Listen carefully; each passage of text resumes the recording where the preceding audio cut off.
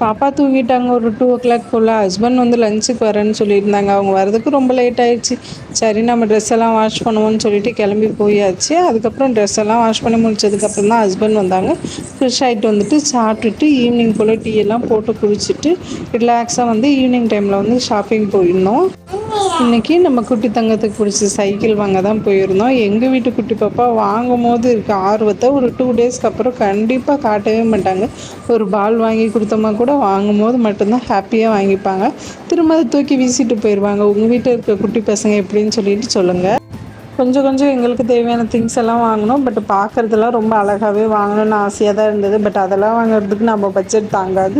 Only window ஷாப்பிங்கை முடிச்சுட்டு நம்ம grocery வாங்கணும்னு சொல்லிட்டு கொஞ்சம் முக்கியமான கிராசரிஸ் எல்லாம் வாங்கிட்டு நைட் டின்னரை வெளியில் வாங்கிட்டு வீட்டுக்கு வந்துட்டோம். இப்படி தான் எங்களுடைய அழகான ஈவினிங் ரொட்டீன் போச்சு. பாய். வீடியோ பிடிச்சிருந்தா லைக் பண்ணுங்கள்.